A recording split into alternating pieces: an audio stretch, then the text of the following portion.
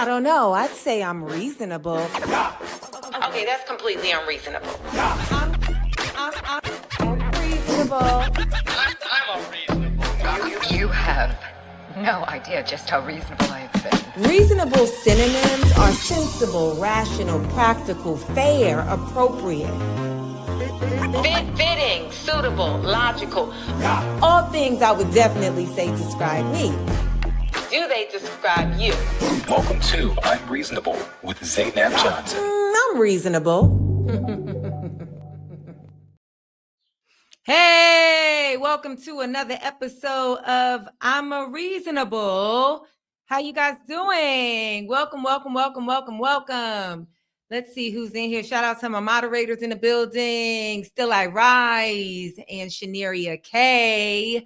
Thank you so much for being here and helping with the chat. Let's see. Seabreeze 40. What's going on, Miss Josie? What's up? Aisha Watts. Elaine Gay. Perry Drake. Misa Ray. The Flu. What's up, Marcus Smith? Hey. How are my reasons doing? How are my reasons doing? How are on a scale I just found out that Ananda Lewis passed away, and I knew that she was having health issues over the years. If you don't know who Ananda Lewis was, she started out as far as I know, she started out as an MTV VJ, and then she had her own talk show, and she was a media personality, music journalist, all around, like just public figure, beautiful. One of them like Pocahontas black women. You get what I'm saying? Kind of like in the same vein as like Chili from TLC. You know what I'm saying? They be having that real dark brown hair, skin, but then they be having that sort of like very loose textured, wavy, hair, and it's just giving off the Pocahontas. So rest in peace, Ananda Lewis. Sorry, I'm just looking for something really quick. Anywho, let's get to the show, right? Okay, so on a scale from, what's this girl's? On a scale from Ariana Sablenka, is that how you say her name? On a scale from Ariana Sablenka to Coco Gauff, how reasonable have you guys been this week? Clearly, and hopefully not as unreasonable as that goddamn Ariana Sablenka, who I think I know she's a tennis player, but I believe she's a French tennis player. They got her ass bust, got her ass beat on that court by Coco Gauff, okay? Let me just show y'all. I never expected to lose to... No, I don't want to show that. I don't want to show that yet, because that's showing how unreasonable she was and how reasonable Coco Gauff is. Are we there yet? Should we talk about that? You know what? We can. I'm going to start giving the most reasonable person of the week award. I'm going to start giving the most reasonable person of the week every Wednesday. And this week, we're going to start it off with Coco Gauff. Coco Gauff was playing in the French Open. She had to bust a lot of people's behind. She bust Ariana's behind, and she won the French Open, right? Now, Ariana's a sore loser. And it's like, it's nothing worse than a sore loser. There's a lot of things worse. Like, right, there's obviously like, somebody who commits crimes and heinous, but I'm just saying in the world of sports, there is nothing worse than a sore loser. Just take the defeat, go to the gym, and get ready for the next one. Anywho, when she lost, these were her comments. I was just making unforced errors. Like, I don't know, I have to check the statistics. I think she won the match not because she played incredible, just because I made all of those mistakes from Like if you look from the outside, kind of like from an easy balls. But is it harder because it's the final of the Grand Slam? I mean, these events are so much bigger than Yeah, everything that else. hurts. I mean, especially when you've been playing really great tennis during the whole week. You know, you've been playing against a lot of tough opponents, Olympic champion Iga, you know, and then you go out and you play really bad. Like, I don't know, I think if Iga would win me another day, I think she would go out today and she would get the win. It just, you know, like, yeah, it just hurts. Honestly, it hurts. Like, been playing really well, and then in the last match, go out there and perform. How you talking about somebody else in a match? How you get to the top? How you get to the final, the final match, and then you lose to somebody? You lose to somebody, and you talking about you felt like if another player who also lost to her, see, everybody had to lose to both of y'all for both of y'all to meet at the place where y'all met. So how you gonna bring up somebody else who also lost to her? And be like, well, if she would have been playing, yeah, you may have made a lot of mistakes. But that's actually the whole point of the game. A game, whether you want to say somebody is skilled or not skilled, whether you want to say somebody made more mistakes or less mistakes, that is actually the game. The game is who makes the least amount of mistakes. That's actually what every game is. Who makes the least amount of mistakes? The person that makes the least amount of mistakes, that's usually the person that goes home with the win. So I know you think you insulting our girl, but you ain't even really insulting our girl because at the end of the day, you still lost. Now, here's the thing. I'm going to play something else. And first of all, she was talking about how the win was there. But I want y'all to see clips of Coco playing her. And this almost really ain't got nothing to do with the Ariana lady. I love Coco Gauff. I love her in a way that I don't really think that I have ever, like, obviously I was and am still a fan of Venus and Serena, right?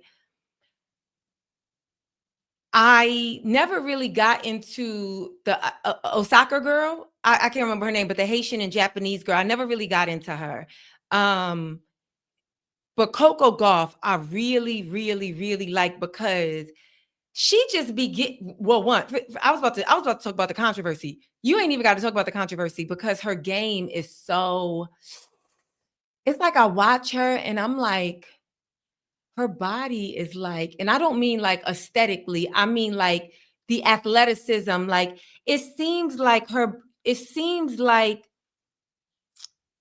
she plays kind of like the smartest. Like, yes, she's fast. Yes, she's fit. Yes, she's capable, but her athleticism just seems to have a slightly, not even slightly, her athleticism, in my opinion, seems to have a higher IQ than other people's athleticism.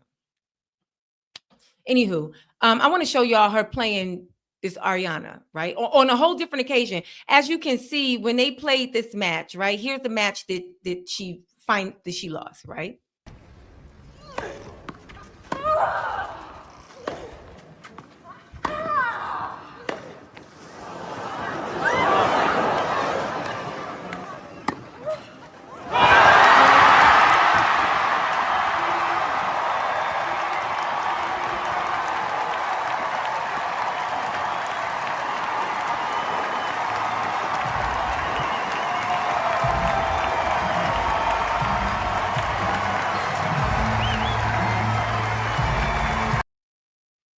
Yo, ain't nothing worse than when you think you won and you did not win.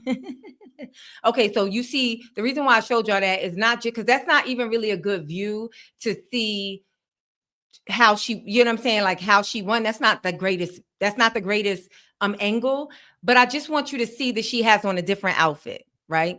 And so here's her playing her in a different match. Here is Coco Gauff playing the Ariana lady in a different match.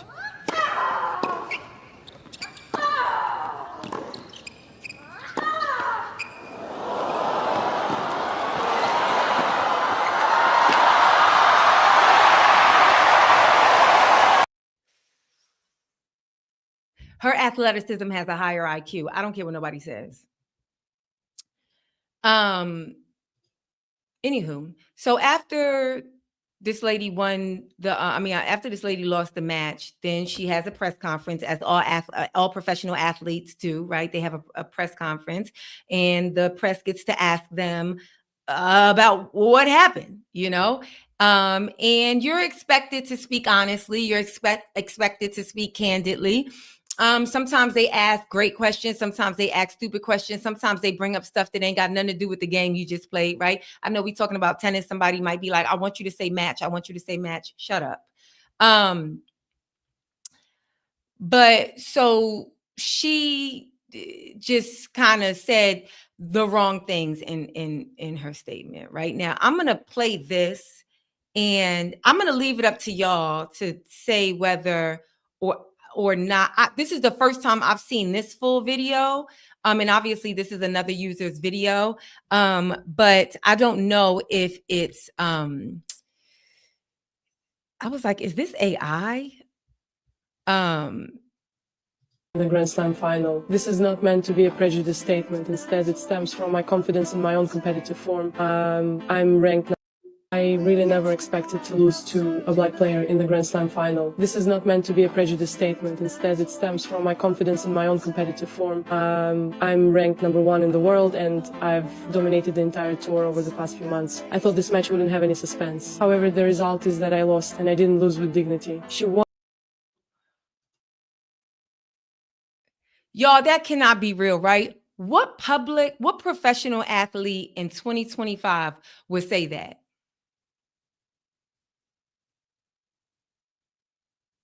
Oh, thank you. Thank you, honestly. Thank you so much. Because I'm like, there is no way. There is no way that somebody, okay, that's what I'm happy that my sensibility is there. Because I was like, there's no way that this is real. There's no way that this woman would say that. And let me just tell you what, I was definitely like, she French. So, but I'm so happy to know that. Okay, good. We can leave that behind us.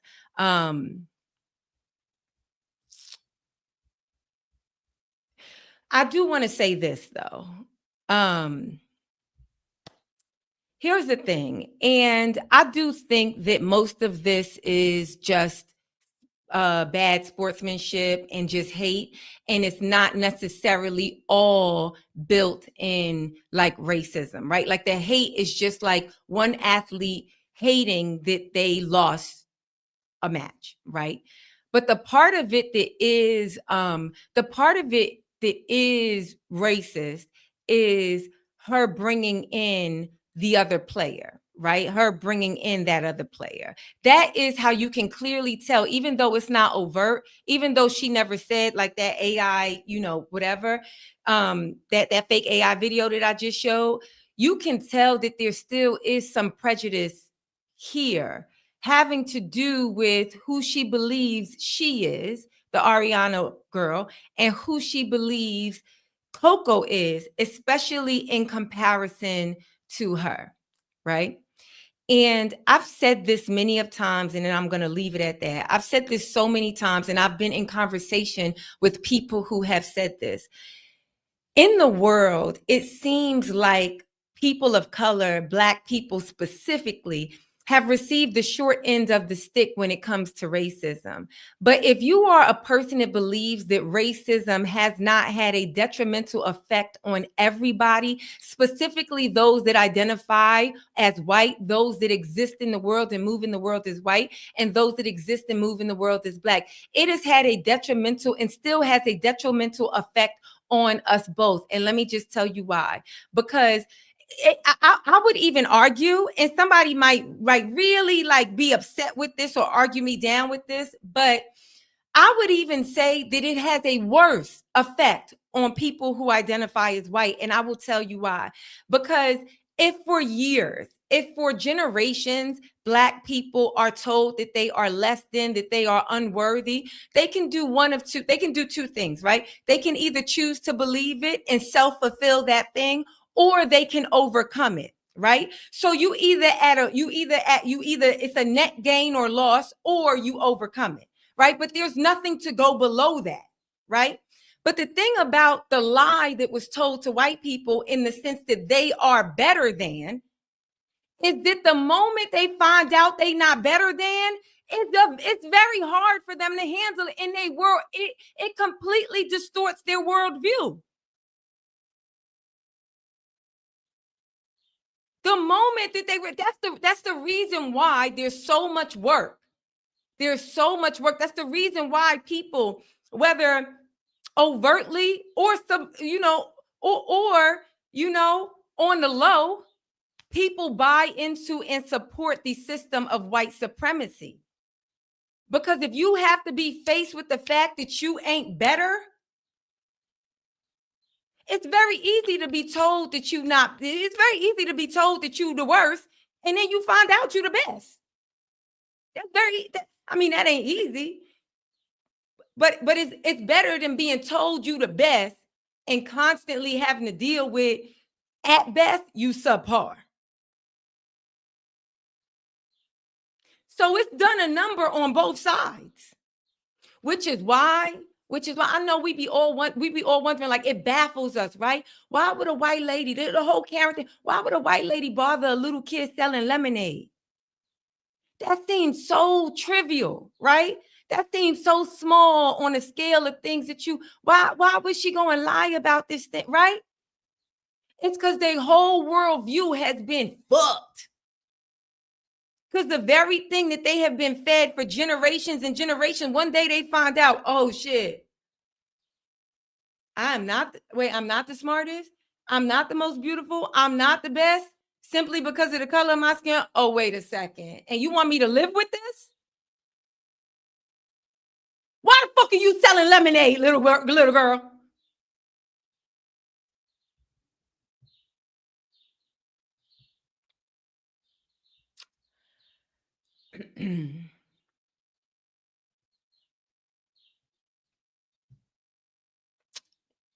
Sidebar.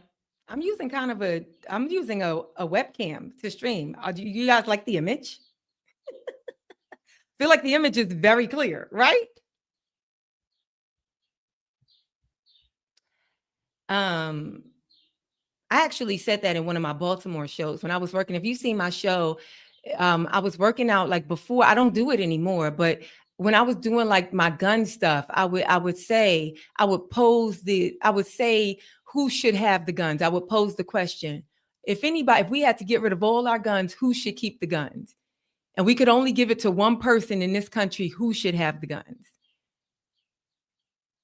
I said it in Baltimore. I'm gonna find that audio.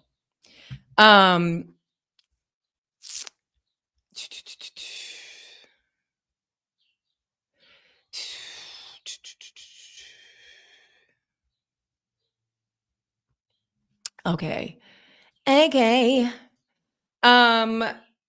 I think that's how I'm going to start the show from now on. I'm going to start the show with a little bit of a topic in the scale of reasons. But before we get to the main topics, which of course we are talking about the ICE raids, we're going to get to it.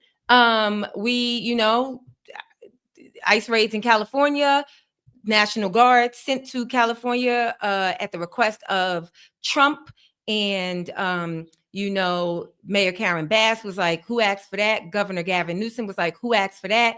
Now, the officials, the leaders, and the elected leaders in the state of California are, in a standoff with the current president of the United States. And we are going to get into it a bit because I find that there is this conversation, there's this ongoing battle with who should be standing with, who should have empathy, who should care about the Latin community having ICE raids.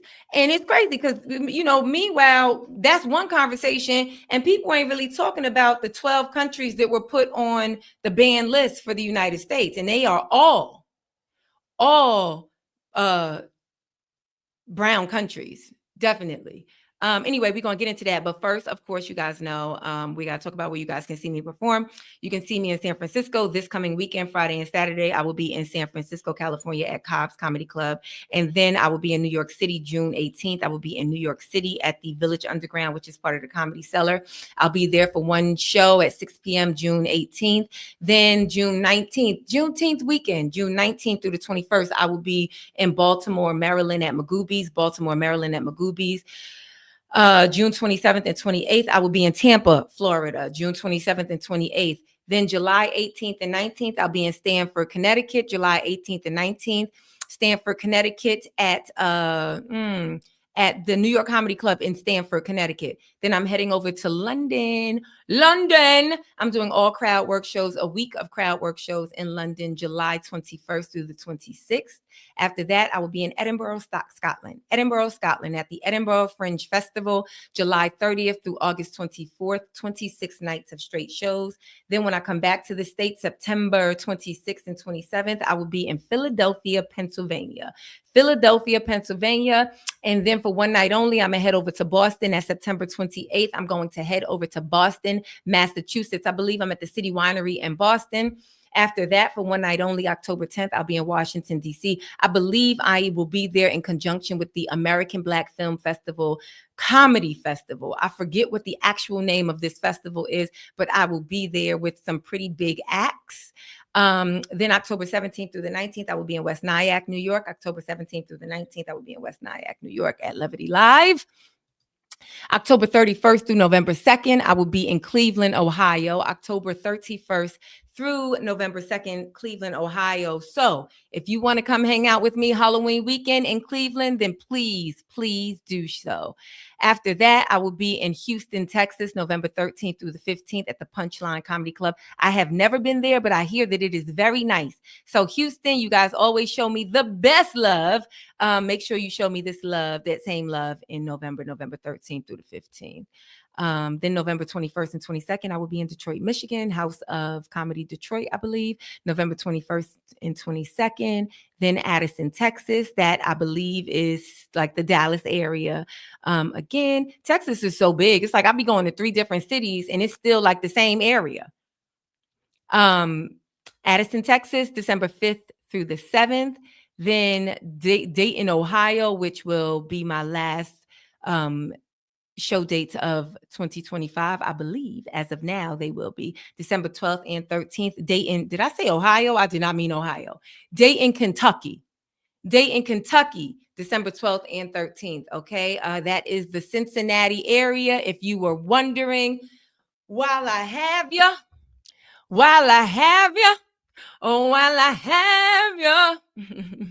go ahead and hit the subscribe button. If you like what you're watching, like what you're hearing, go ahead and hit the thumbs up button and share this with somebody. I can't see the likes from here, so I'll leave that up to my moderators to remind you guys to like.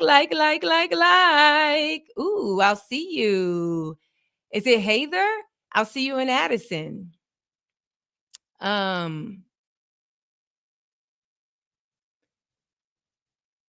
If anybody is taping their special, I need to know so I can be there. Shanaria, what you talking about? Yay, Perry, I'll see you at the Philly shows. All right. All right. What's up with Z? Really quick. Last week, thank you, everybody that came to see me in St. Louis, Missouri. Thank you so much. If you came to see me in Kansas City, Missouri, thank you so much. So I flew to St. Louis last week on Thursday. My flight left Los Angeles at 8:35 a.m. last Thursday. And sometimes, if you don't know this about me, I'm a morning runner. I typically start most days by getting up and going for a run in the morning. It doesn't matter where in the world I am. It's just something that I do.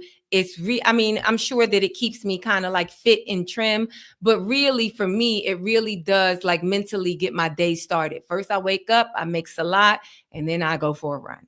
Okay.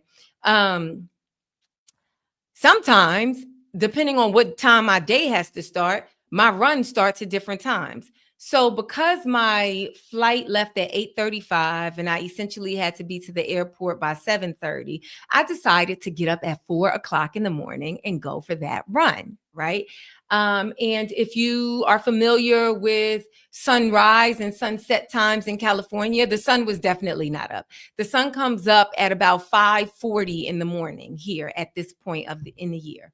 And so it's dark. It's pitch black outside and I'm going for a run. I actually really like that. I know that people might be like, oh, it's not safe and you shouldn't do that. But I really like running. I really like having the road to myself. I love running on rainy days. I love running on holidays. I love running during a time where everybody be in the house, where everybody's still sleeping, where everybody's still congregating inside. I love having outside to myself, right? I am cautious rather when I go for runs at that time of the day. Like I don't put in headphones. I don't have any I have sound with me, but that's just to like warn off like any sort of animals, which we're going to talk about, just so that they can hear me coming before I'm actually coming. I have a flashlight in one of my hands and I have a can of mace in the other one of my hands. That is how I run when it is pitch black outside. Okay. And I take a familiar route. I do not take any new routes. I do the first 2 miles of my run. This particular run is only 4 miles. I do the first 2 miles of my run. I turn back around. I'm probably like, 3/4 done with the 3rd mile, right? I'm almost done with the 3rd mile. Right as I'm running, I look ahead, like just a few cars ahead of me, and I'm like,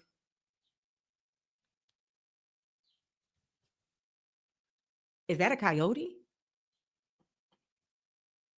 And I saw on my Ring app, I saw on my Neighbor app, I saw on all my security apps, people were posting like, hey, I saw a coyote on this street, on this intersection. And I'm like, that's not common for this neighborhood. Coyotes? I don't live like near the mountains. When you live kind of like near the mountains in LA, like that's very common. But even when I lived in Hollywood, it's like I saw coyotes sometimes. Like I remember when I had dropped my friend off, I lived in Hollywood and no. We both lived in like Silver Lake area, right? In California, in LA, if you know where that's at, which is very close to like Griffith Park, very close to, close to the mountains is basically what I'm saying. And I dropped my friend off. But right when she went to get out the car, we just look out my passenger window and there's a goddamn coyote just right outside the window. Like, she said, oh my God. And then we just drove off, right? And we circled the block. And then I brought her back to her apartment. And then we looked to see if everything was okay. And then she got out the car, right? I saw people putting the notifications on all the security apps, right? Like, oh, I just saw a coyote over here, right? I saw it, but I didn't really think nothing of it because I'm like, that must have just been a one-time thing. This is real. This is really far for a coyote to get to. I mean, they traveled far, right? Let me tell you something. I stopped running. That coyote looked at me. I looked at that coyote. When I tell y'all the way I took off running, I normally run like, I don't know, probably at this point, I'm typically just running like in between a 9 and a 9.5 minute mile, right? Not trying to do, what I'm saying? Just get my heart rate up. I'm not trying to really, you know what I'm saying? This is just a comfortable pace, When I tell y'all I hit the 6 minute mile, when I tell y'all I hit the 6 minute, the 5.5 minute, I'm talking about track star. When I tell y'all, so I ran like 3, but I ran into, because you got to turn around and see if it's chasing you. Now, here's the thing. The coyote looked at me like, what you going to do? And I'm looking at the coyote like, what you going to do? Right. And I will be honest. A lot of times you see certain animals and you can't tell, like, are they plotting on you or are they as scared as you? Right. I clear my view of the coyote. Right. I sprint like 3 blocks. Right. Right as I'm sprinting, I slow down because I see something else.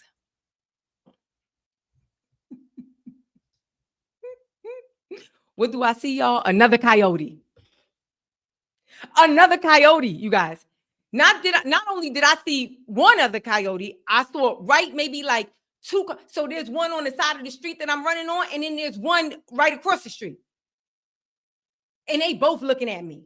And I'm like, so now I got to see, do I turn around and see if that other one is, because you know they are pack animals, right? They are pack animals. So I'm like, oh, first of all, I only see 3 of them, but are there more? Where the fuck these coyotes come from? When I tell y'all in a matter of seconds, I had to game plan my out.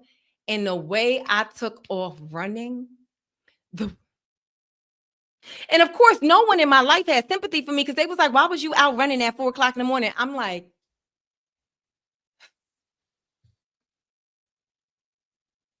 if I was out at 4 o'clock in the morning and nothing happened, y'all would be like, oh my God, you're so like dedication. But now that something happened, now that I done ran into 3 coyotes, you're like, why the fuck was you out there anyway?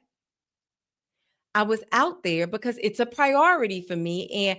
But let me tell you, when I got home, I sent the voice like memo to my friend. She was laughing so hard at me because I was breathing like, I was like, okay. I said, I know I sound crazy because I just finished running, but it's not because I'm out of breath. Because I can't run no more. It's because I just did like a 5.5 mile all the way home because girl, I saw like 3 coyotes and I had to get up out of there.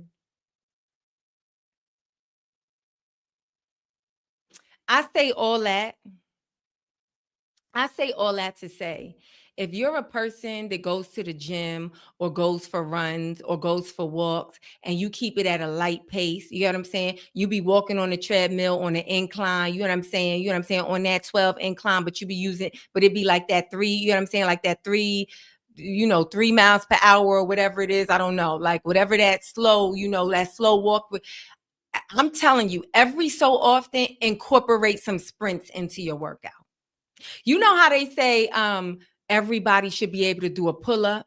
Everybody should be able to do a push-up. Everybody should be like, there's certain things that if your life depends on it, like to save your life, you should be able to physically do this thing.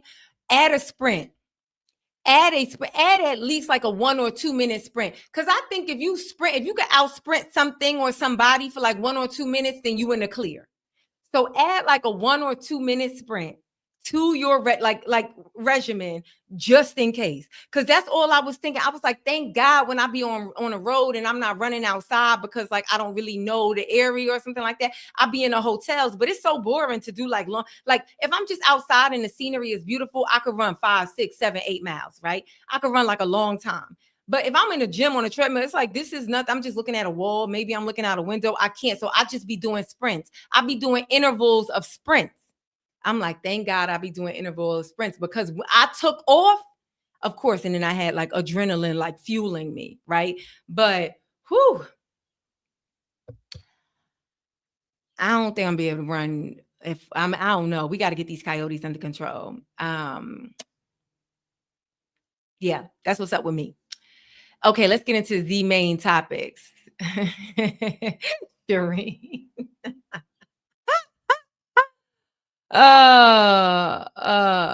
I know, but that's why you build up to it. It is a long time, but that's why you build up to it. Thank you so much, Bankroll Fendi. Yeah, that's why you build up to it. I know you think it's a long time, but you're going to be so happy when you build up to it, but you start small. You start with 10 seconds. You do 10 seconds over and over and over again. You'd be surprised. You see how just like you saying like, you saying like, oh, that's a long time and you're not doing it, right? So that means the moment that you able to sprint 10, 20 seconds, you better than everybody that already think like you. That means you're going to outrun anybody to think like you. That means you'll be able to get away from anybody to think like you or like you previously thought. Then when you finally build up to a minute, 2 minutes, that means you know how many people if you could sprint a 6-minute mile, if you could sprint at that pace for 2 straight minutes, you know how many people you could outrun? Commit a crime because the cops ain't going to catch you. You know how many people you got outrun? There you go. Give her encouragement, Bankroll Fendi. All right. Let's get into the main topic. These ICE raids. I actually wasn't in town when they first started, but here the governor will tell us. He's narrating it well. I This want to is say a Governor few words Newsom. about the events of the last few days. This past weekend, federal agents conducted large-scale workplace raids in and around Los Angeles. Those raids continue as I speak. California is no stranger to immigration enforcement, but instead of focusing on undocumented immigrants with serious criminal records and people with final deportation orders, a strategy both parties have long supported, this administration is pushing mass deportations, indiscriminately targeting hardworking immigrant families, regardless of their roots or risk. What's happening right now is very different than anything we've seen before. Here's the thing. Here's the interesting thing about mass deportation, which is something that President Trump, Donald Trump, he ran on. I think it's one of the things that he won on, if his win is legitimate. It's one of the things that he won on, but he's actually really behind in terms of those mass deportations. And this information, just if you want to check it yourself, this came from the New York Times. So this came from a New York Times reporter. He actually, so far, since he has came into office, they have deported 200,000. Like, I think the number is around 200,000, quote unquote, illegal immigrants, right? And so Biden, in his last term, the last year of his last term, he deported 700,000. He deported 700,000. And so they did the math. If Trump has done 200,000, right, so far, since today, up until today, saying when he got in January, up until today, he's deported 200,000. Then he is on track to deport about 600,000. About 600,000, which is way lower than, it doesn't meet his promise of mass deportation. Now, here's the interesting part to me. The reason for that is, and where he has been successful in, is they have stopped people from coming across the southern border. So the border of Mexico into the United States, they have really stopped people from coming into the United States through asylum, through and that is really where you get a lot of the deportations. People coming right in, and then you sending them right back out, right? And so it's kind of like, in one area, he is doing what he said he would do, but in the mass deportations, he's actually not living up to that. That's just a little bit of, that's just a tidbit. That's just information, right? So on Friday, I believe, as Governor Newsom said, they ICE agents came to Los Angeles specifically and was going into workplaces, Home Depots, very specific locations where you would find undocumented, specifically in the majority Latino workers, right? And raiding it. And this, obviously, the response to this was protests. And the protests, from what I understood, were all peaceful protesting. That's what I actually had. I didn't see any news where it was some violent protest, or even officials from the LAPD was like, yeah, we have it under control. Mayor Karen Bass made a statement. She said that, nope, they have it under control. Governor Newsom was like, we have it under control. And then on Sunday, I believe, this past Sunday, Donald Trump called in the National Guard to handle the protest. And this caused of course, a dispute between him and the governor, because typically, and I don't think it's necessarily legal. Like, I don't think what he did was illegal. It's just not within the practice. It's typically not what's done. Typically, the city asks the state asks the federal government. So if the state really feels like they need the help, then they call on the federal government, right? And listen, everybody recognizes the hypocrisy in Donald Trump calling in the National Guard for a peaceful protest against ICE raids in Los Angeles, California, and him not calling in the National Guard for an entire insurrection. But of course, we know why he didn't do that, because the insurrection was in complete support of him. And he is not a complicated person. He's not a person that's hard to figure out. He is very obviously and overtly self-serving. Right? All you got to ask is, does this serve him? Does this serve a mediocre straight white man? That's all you got to ask yourself. If yes, that means he's doing it. That's all you got to ask yourself, right? Now, of course, the protests have gotten a bit violent because you brought the military into it. And here's the thing: they're reporting it on the news all the time, right? They're reporting it like, oh, he called in 2,000 I don't know what they're called, guards from the National Guard, or are they called soldiers? I don't know. Somebody tell me in the comments.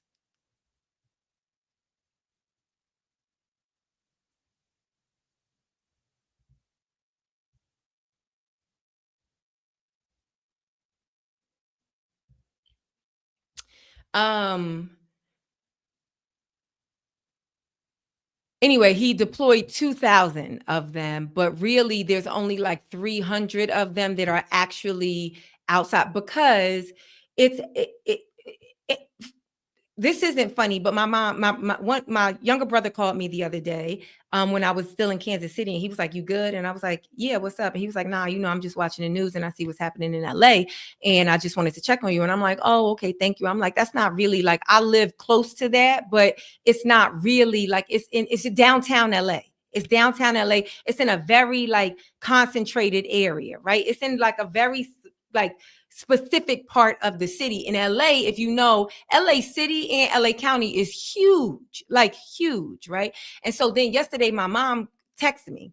My mom texted me like, "Hey, baby, you good?" And then I was like, "Yeah, what's going on?" I'm thinking, I FaceTime her because I'm like, dang, I haven't seen my mom's face in a minute. And so I FaceTime her and she was like, "Hey," I'm FaceTiming her, just showing her my face, showing I'm just like in my kitchen cooking. I'm thinking she just want to see like her daughter, right?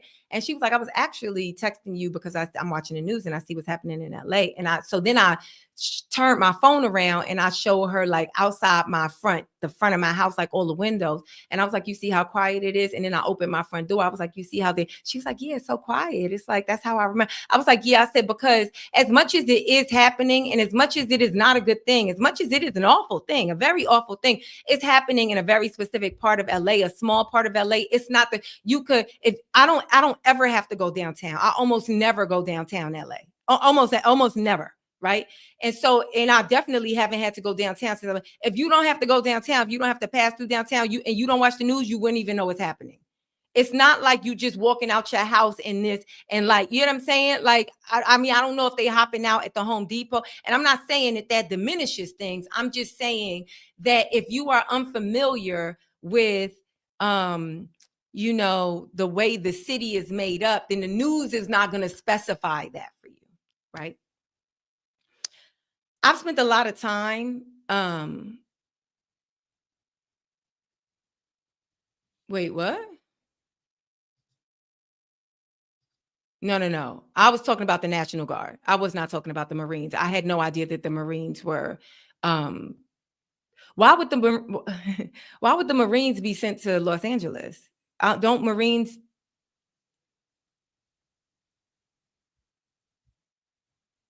Oh, they're called guardsmen. Thank you, R. Scott. The National Guard is called guardsmen. Thank you. I'm talking a lot about the like what I'm explaining what's happening really, but it's like you could just watch the news for this, right?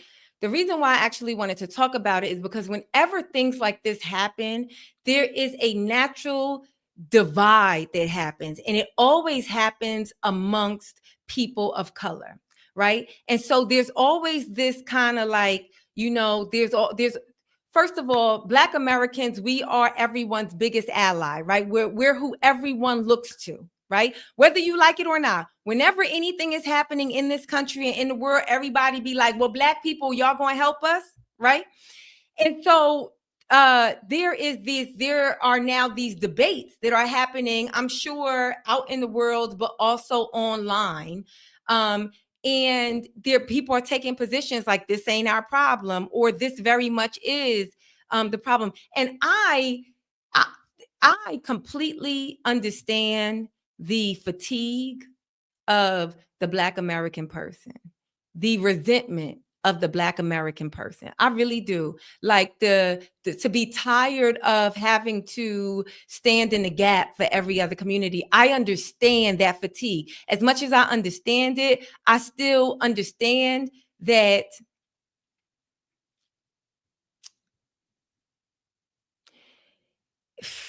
it's like Dr. Martin Luther King said, right? It's like an injustice.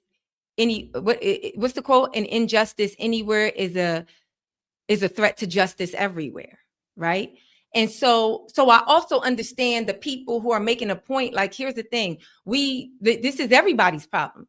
This is everybody's problem. First of all, this is a distraction, and that's exactly what our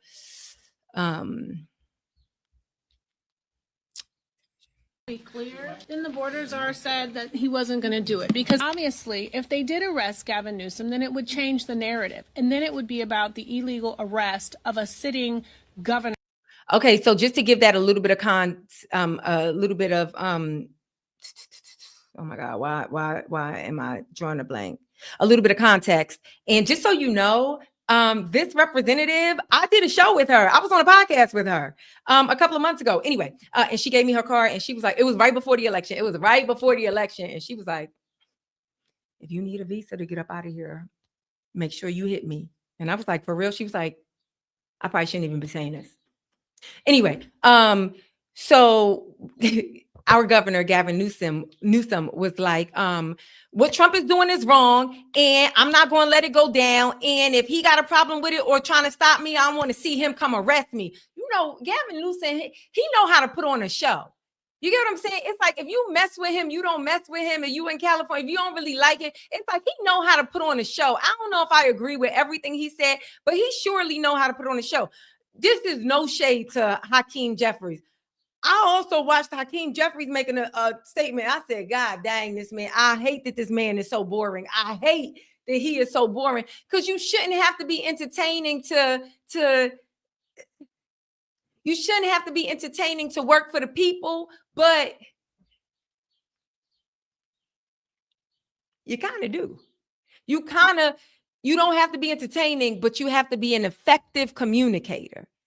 And let me just tell you, if you boring us to death, it ain't gonna be no communication happening. Anywho, Gavin Newsom was like, he could come arrest me if he wants. You know what I'm saying? And everybody was remixing it on TikTok, like, yeah, that's my boy. You know what I'm saying? Just, you know what I'm saying, putting a battery in his back. And then they asked Trump, like, are you gonna take him up on his offer? Are you gonna make them arrest him? And Trump. Gavin Newsom is a younger, better looking, smarter, more success, you know what I'm saying, person than him. Of course he wants him arrested. He said, I think he should be arrested. Yeah, I did. Yeah, we'll make that happen. Like he anywho. And so now this is why. Okay, let me play. Who was elected by the majority of voters in the state of California, and not about a felon who is in the White House, who is manufacturing chaos to distract from the fact that he is cutting hundreds of billions of dollars in needed programs that will kill people. This is about, if it bleeds, it leads. That's right. So he has created and manufactured violence so that he can have a show on the television.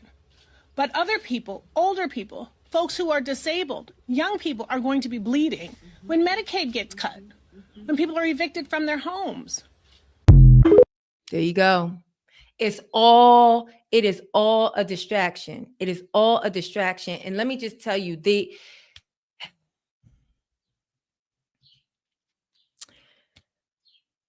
thing about white supremacy, right? The thing about white supremacy, and if you got a problem with that term, if you white and got a problem with white supremacy, then you're a problem. Like if you have a problem with white supremacy in the way that I do, then kudos to you. But if that triggers you, if you feel attacked if you are a white person that watches this, if you are a white person that is a fan of mine, and when I say white supremacy, if that triggers you, if that bothers you, then you really have to go, you really in the wrong place. You're really in the wrong place. But the thing about white supremacy is it's all designed to keep everybody that is not in that class. It's designed to keep us below them. It's designed to keep us under their foot. And the only way you can keep a minority is you have them believe that they are all separate.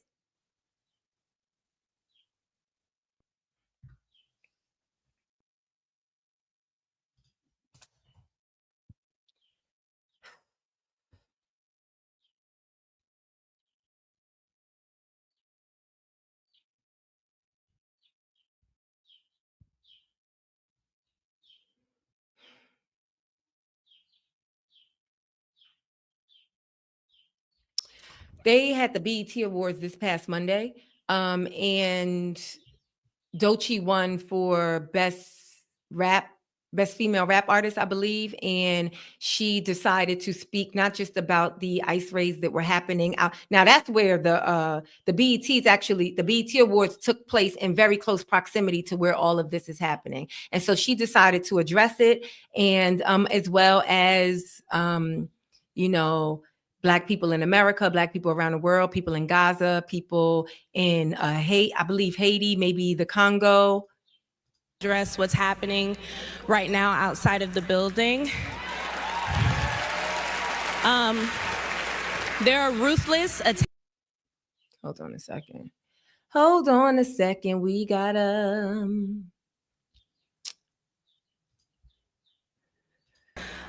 that are creating fear. I do want to address what's happening right now outside of the building. There are ruthless attacks that are creating fear and chaos in our communities in the name of law and order. Trump is using military forces to stop a protest. And I want y'all to consider what kind of government it appears to be when every time we exercise our democratic right to protest, the military is deployed against us. What type of government is that? That should be the conversation, not like, is this a Black people problem or a brown or a Latino people problem, a Latin people problem or a Spanish people problem. It shouldn't be like, oh, what? And here's the thing, I get it. It was very disheartening. It was very disheartening to watch the Latino community, the Latin community all across this country vote in the numbers that they voted for Donald Trump. That was very disheartening to watch. But this is not the time to be like, I told you so. I told you so. No, it is all, and I do want to give Hakeem Jeffries, I want to put a little bit of respect on his name, because he did say, as much as he was kind of boring to me, he did very much say, and I quote, Trump is doing all of this to distract from the volatile economy. It is all a distraction. It was no reason for him to send in no National Guard. Even if you believe that the ICE raids are unlawful, if you feel like they violate constitutional right, if you feel like any of that, so even in that, him bringing in the National Guard was it's cause for distraction, like every smart person is saying. So let's not get bogged down in like, well, that's their problem.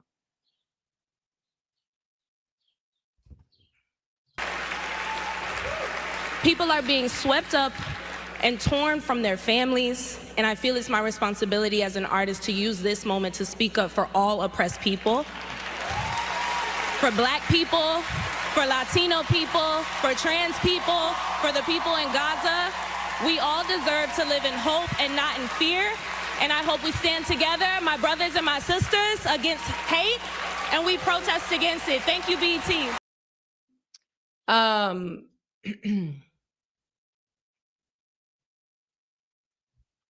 Yeah, like I said earlier, it's not just ICE raids happening. It is, but there are 12 countries.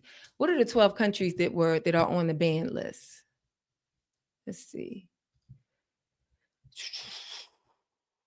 Afghanistan, Chad, Equatorial Guinea, Eritrea, Haiti, Iran, Libya, Myanmar. I don't know how to pronounce that country. Forgive me. Myanmar. Myanmar, Republic of Congo, Somalia, Sudan, Yemen. What all them countries got in common? Hmm.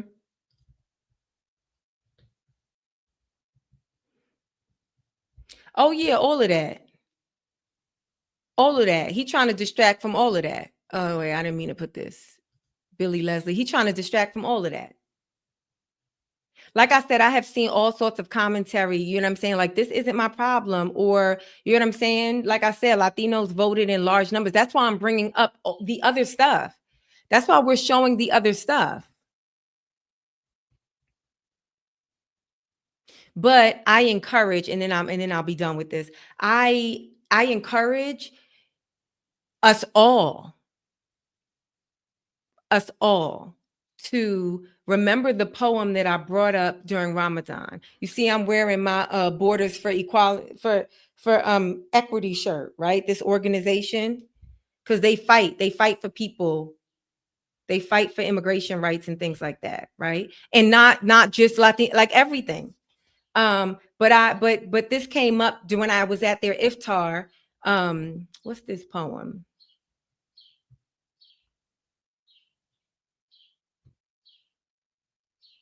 I urge everybody to keep this in mind. This poem by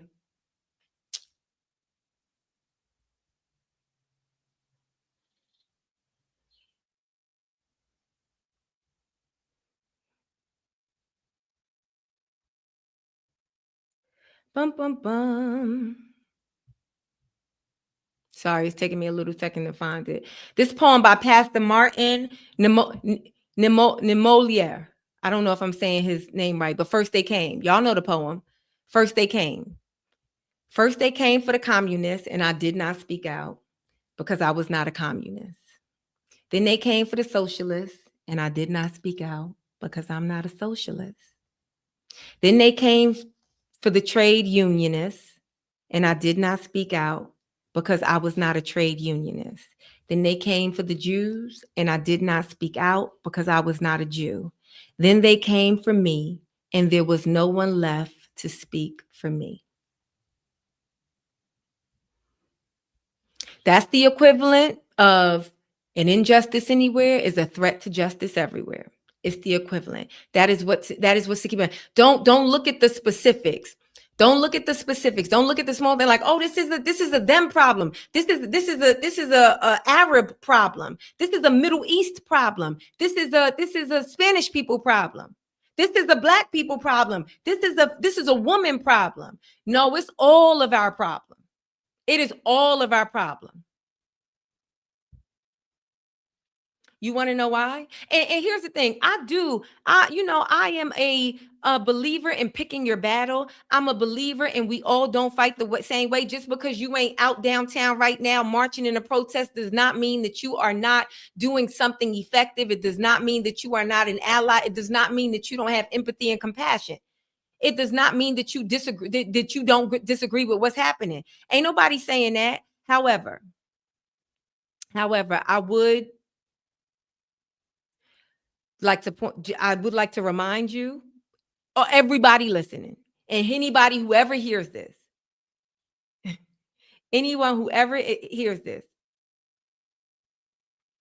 you have to remember that Donald Trump and anyone that he is aligned with, right? Anyone who he has their interest in mind, racist, sexist, and povertyist.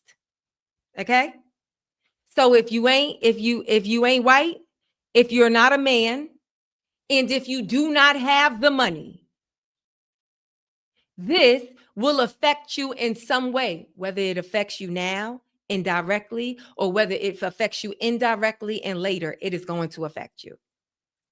And that's the reason why, regardless of what we look like and who we voted for, and if the person we voted for and we knew was better than this guy did not win, we still have to we still have to be saying what's right. We still have to be vocal about what is right. We still have to call it out.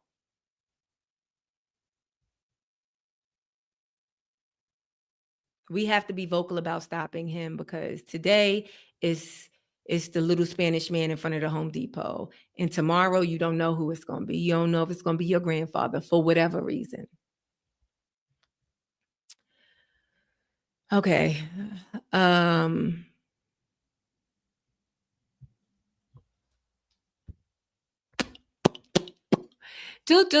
We got to ask Z. We have an Ask Z, which is it's a tough one actually. So this week in our Ask Z, a daughter is due to some. I'll ask this. I'll get into the Ask Z. I don't even want to like, let me just read the Ask Z. This Ask Z comes from a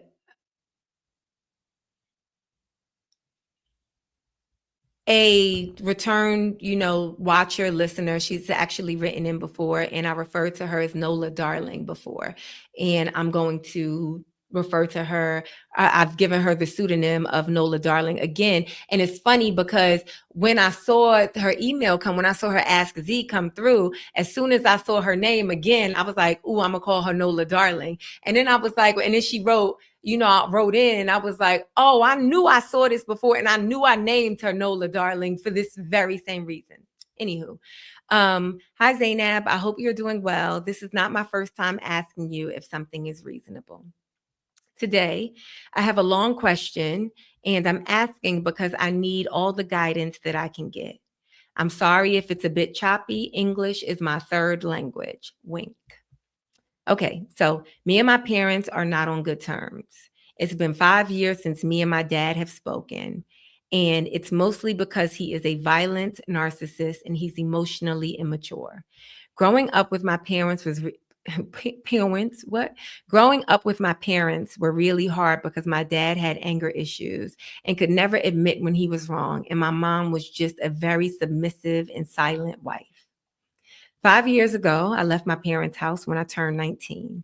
So today, Nola Darling is probably 24 years old. I was just tired of living under their roof. My mom was not really the problem, but she always used to be silent when my dad would go crazy and be violent with me, my sisters, or even her. Now, me and my sisters are all out of the house. We all left as soon as we could. I still talk to my mom once a month on the phone. Recently, I decided to tell my mom and my sisters that my dad essayed me during my childhood. This is something that I never would have been able to do without therapy. I told my mom what I endured during my childhood, hoping that she would finally decide to leave my dad and realize how bad of a father and husband he is. But unfortunately, she decided to stay with him, and it seems like she doesn't even believe that what I went through was really that bad. I have zero contact with my dad, and I'm thinking of completely blocking her too. It's hard for me to understand why she's still staying with him. I basically told her that if she wants me in her life, she has to leave him. Is it unreasonable to ask her to choose between me and my dad? Is it unfair to block her too? Thank you, and I'm looking forward to seeing you on Wednesday and Sunday. Nola Darling. And she included a very, very cute picture of her in the email. So obviously, like a really,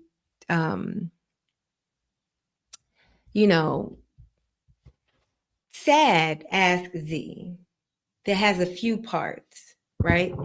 First of all, Nola Darling, I'm so sorry that you had to experience that. I think that the betrayal of like a parent, I think it's one of the hardest betrayals because it really is kind of like our first example of love or lack thereof. And so if your abuser is your father, if your if your predator is your father, it's just like, I think that there are very few things in life that is harder than that, especially. And I believe, like you wrote very clearly, so I don't believe you left this out. Like I'm imagining that he is your biological father because you didn't mention that he was not. And so that is like, there's like levels to that, right? It's kind of like, okay, not only are you, and you said as a kid, so not only are you an abuser, not only are you a pedophile, but it's also incest. Like there's so many layers to it that are just so heartbreaking, and so violating. And it's just such a betrayal. And I am so sorry that you've had to experience that. When you told your mom, I wonder, when you told your mom and, well, actually, when you told your sisters, because typically when something like this happens, it's not something that only happens to one person. So I am curious to know if your sisters expressed any of the same sort of interactions with your father, not the violence, but the essay. I'm really curious. And I wonder if they did, would that help your mom? Would that be more fuel to get your mom to take some action against him?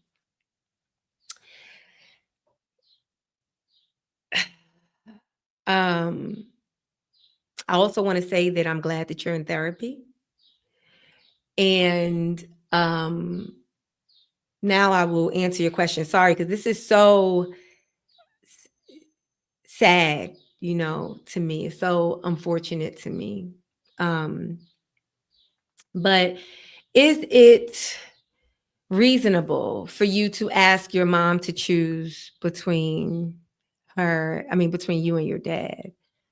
I think so. I don't know if that's right, but I believe that it is reasonable to ask your mother if to ask your mother to protect you, to ask your mother to install some sort of consequences for such awful behavior.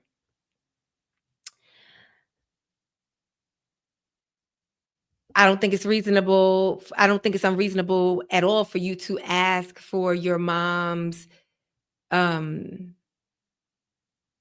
don't know, for your mom to sort of like help you through this. However, I don't believe that your mom can remedy what your dad did. I think that that's his cross to bear. I think that that's his burden to carry, and I think that the burden and the cross that your mom, that what your mom has to deal with is how she allows him to affect her relationship with her daughters. Now, I do want to be,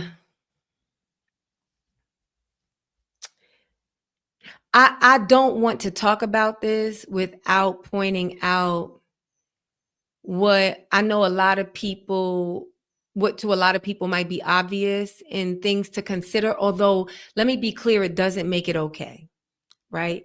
I would expect my mother to protect me too. And I would expect my mother to choose me as well. I would expect anybody to choose me over somebody that is abusing me and abusing them, even if they're not abusing us in the same way. I would expect somebody to choose me as well, right? But I have to say this, sometimes the reason why, let's say your mom, for example, or for instance, doesn't choose you or chooses to remain with your father is because, like, I don't want to, toss it away like, oh, it's just Stockholm syndrome. It's not that, but there's so many reasons why, because your mom has also been abused. And now she's being abused twice, whether she knows it or not, because now she has to actually live with and face the man every day that her daughter just revealed to her, violated her in a way that is unforgivable. But the reason why people, women specifically, oftentimes do not leave situations like that is they, because of fear, because of guilt, because of the promise of reform, right? Like, you know, because of finances. I don't know what your mom does. I don't know if she's dependent on your father. I don't know what their life is like, you know, because of love, which is like really hard to fathom, right? Like, how could you love this person? But the thing about abusers a lot of times is like people love them first, and that love doesn't go away just because they are abusers. As much as like logically we wish that would happen, it don't always work like that, you know. Self-esteem, obviously, right? I don't know where your mom's self-esteem is. But there's a lot of reasons. The reason why I'm pointing out those things, because again, I want to be clear that that does not excuse it. But I'm pointing out all of those things that could be keeping your mom with your dad, because they have nothing to do with you. I don't think that it is. I think that it's very reasonable for you to give her that ultimatum, basically, you know. And I think you have to ask your mom. You have to ask yourself, what are you losing by completely closing off your relationship with your mom?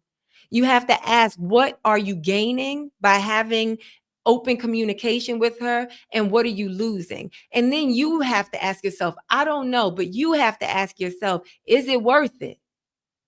Only you know that. But these are the questions that you have to ask. But I do want to tell you that if you do propose that to her, if you do say, listen, it's me or him, and if you choose him, you will never see me again. You will never have access to me again. I just want you to know, Nola, darling, that if she chooses him, it may be for reasons that have nothing to do with you. As much as her child, you feel like it should have everything to do with you.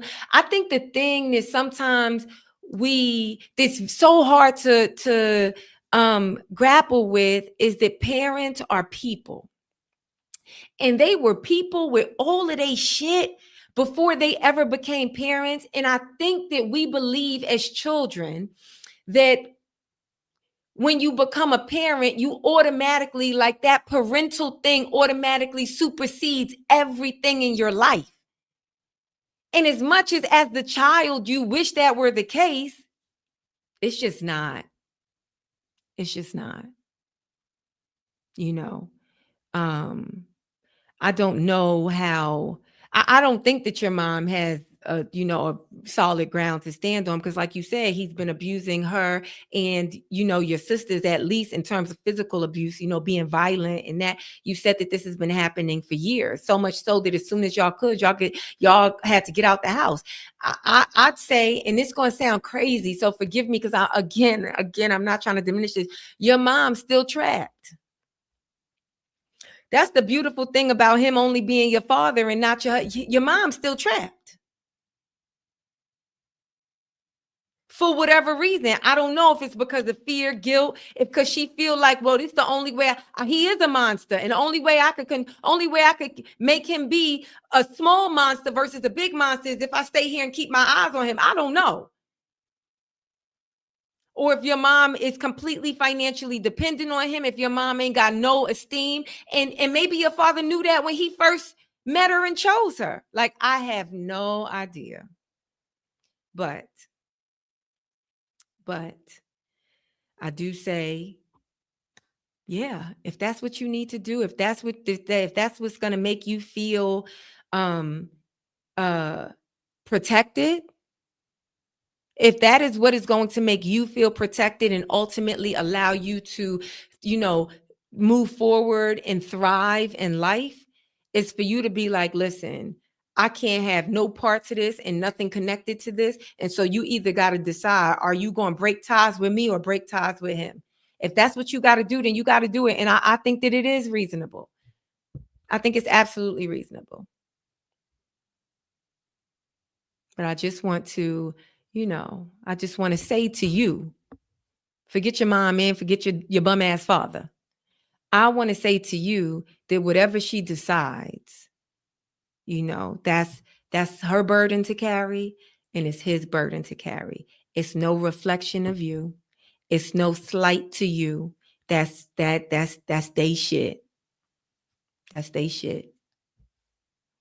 I hope that helped, Nola, darling. And again, I'm really sorry to hear. I'm really sorry to hear this. But I'm looking at the chats and you have a lot of support.